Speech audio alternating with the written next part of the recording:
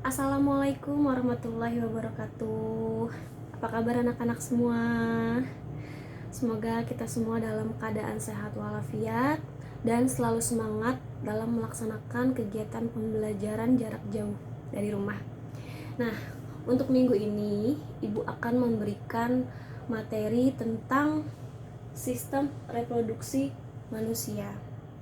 Jadi nanti bisa sekaligus Ibu sampaikan materinya, bisa sambil dicatat, atau kalau memang terlalu cepat bisa di pause sambil mencatat. Jadi disiapkan dulu buku catatan IPA-nya. Nah, minggu lalu Ibu pernah memberikan video tentang pembelahan sel. Jadi ada dua tipe pembelahan sel. Yang pertama itu pembelahan mitosis. Masih ingat? Apa sih pembelahan mitosis?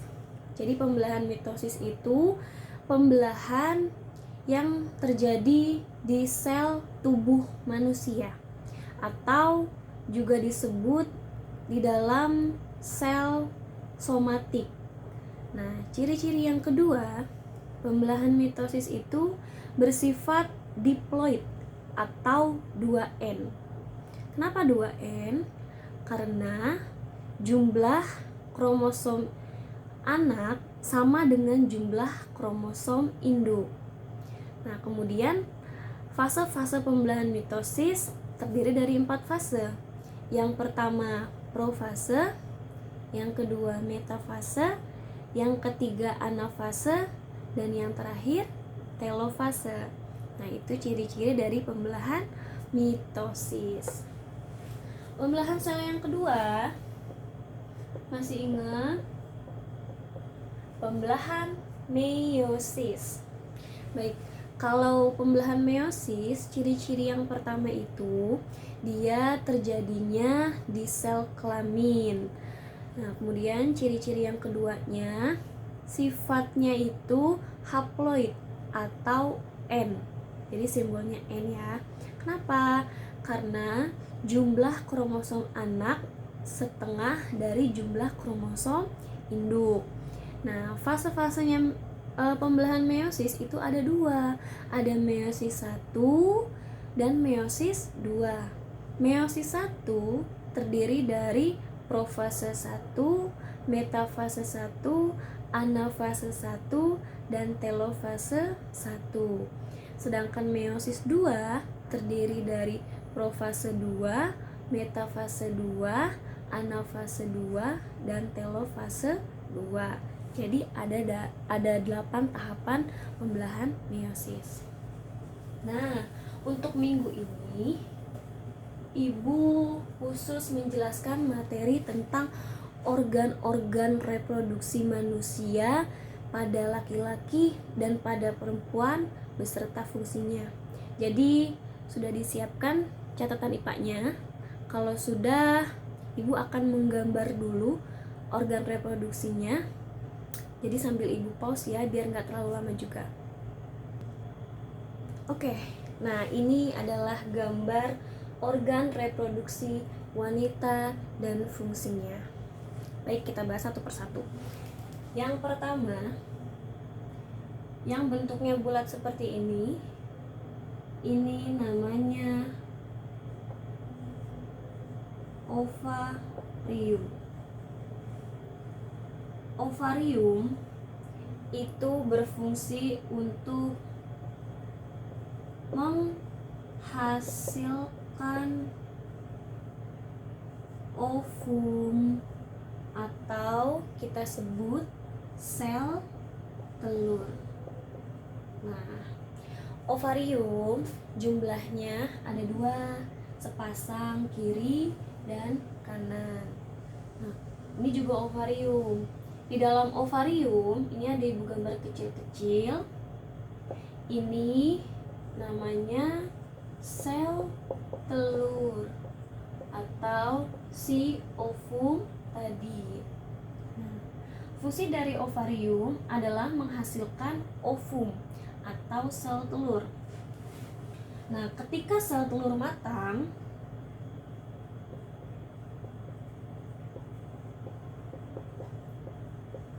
maka sel telur akan mengalami ovulasi.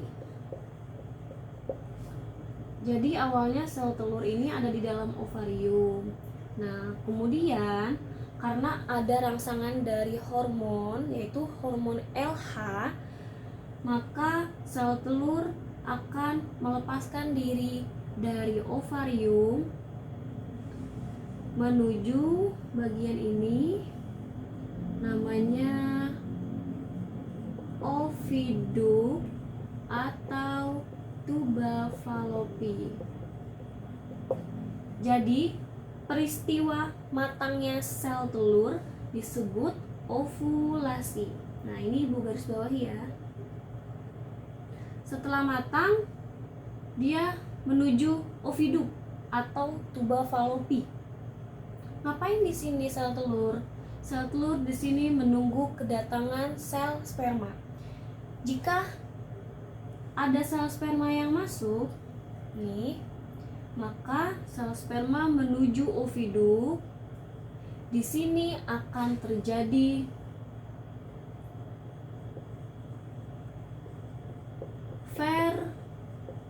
fertilisasi. Jadi di oviduk atau di tuba fallopi ini akan terjadi fertilisasi. Apa itu fertilisasi? Fertilisasi itu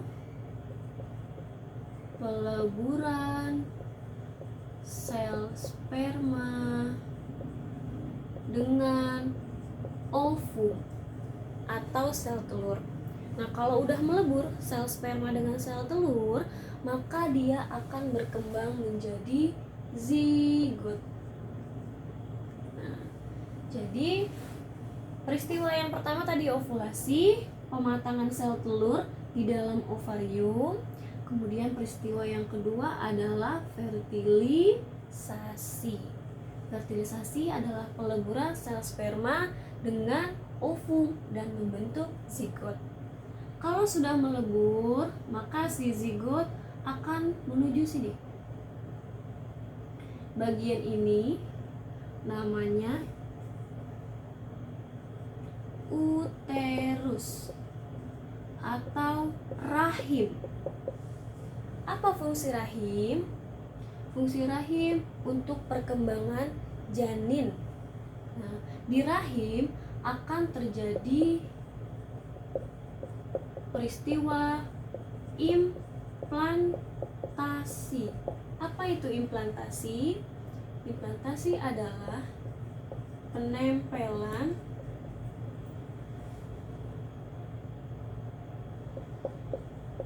janin di dinding rahim.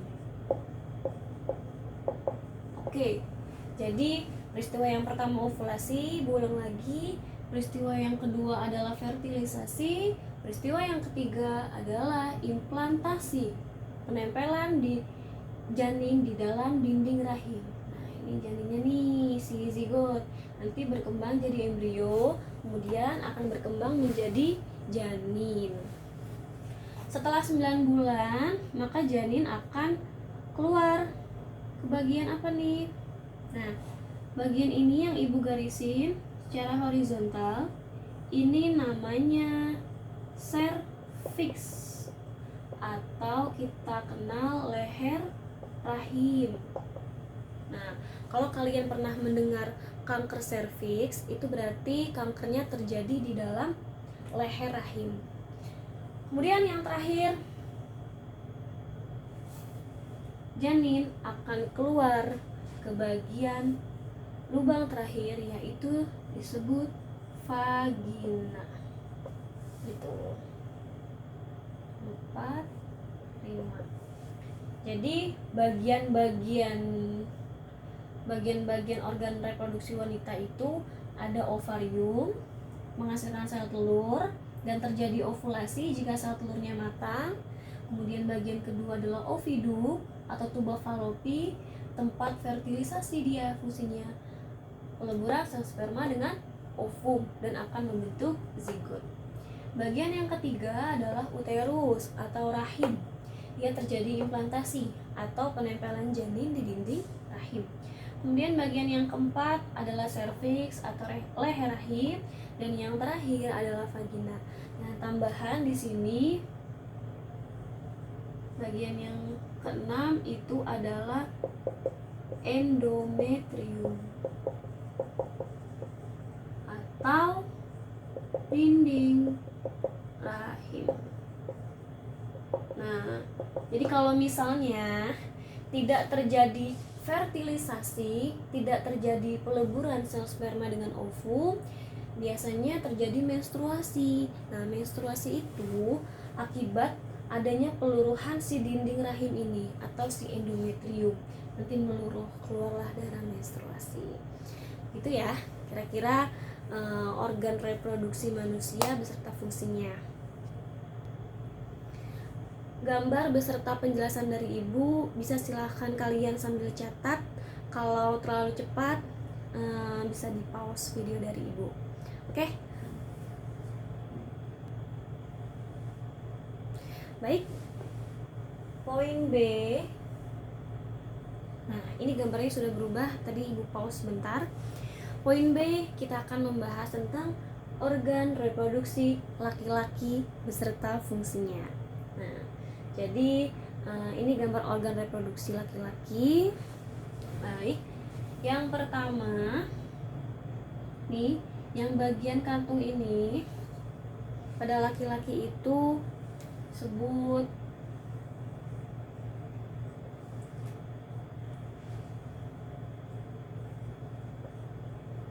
disebut testis.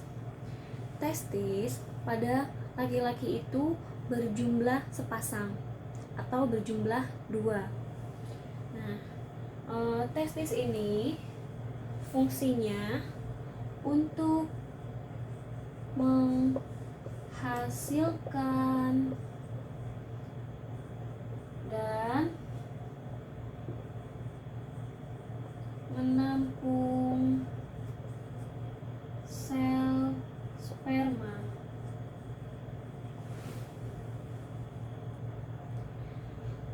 Nah, kok bisa sih testis itu menghasilkan sperma? Karena di dalam testis ada hormon yang namanya hormon testosteron. Hormon testosteron ini berfungsi untuk memproduksi sperma di dalam testis.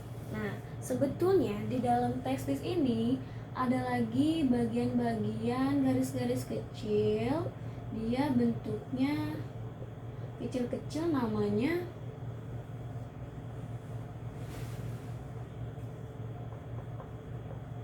tubulus seminiferus. Nah, di dalam tubulus seminiferus inilah dia bisa menghasilkan si sperma tadi. Nah, setelah dihasilkan di tubulus seminiferus, baru sperma ditampung di dalam testis.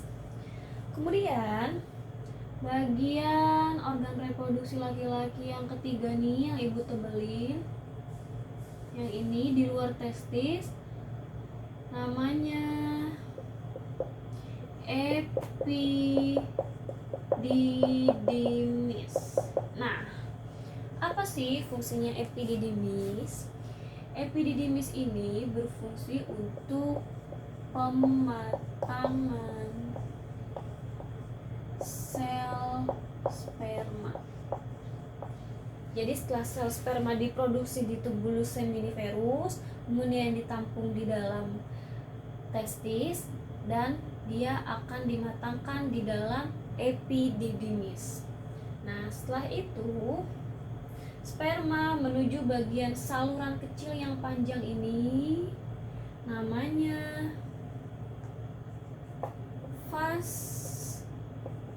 deferens. Apa fungsi vas deferens? Fungsinya untuk saluran sperma yang memanjang dari epididymis menuju saluran yang ini namanya kelenjar prostat. Nah, di kelenjar prostat ini sperma akan ditambahkan cairan yang bersifat basah. Ya. Cairan yang bersifat basah itu cairan yang berfungsi untuk melindungi sperma dari sifat asam vagina wanita. Oke, paham ya sampai sini? Kemudian setelah itu sperma akan masuk ke saluran terakhir. Nih, yang bagian ini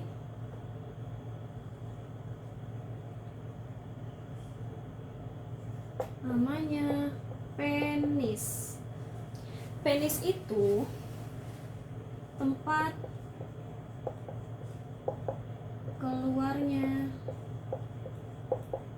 sperma. Nah, di sini ibu gambar ada dua garis, ya, ada dua jalan di dalam penis. Yang pertama itu untuk yang paling depan ini adalah tempat keluarnya si sperma.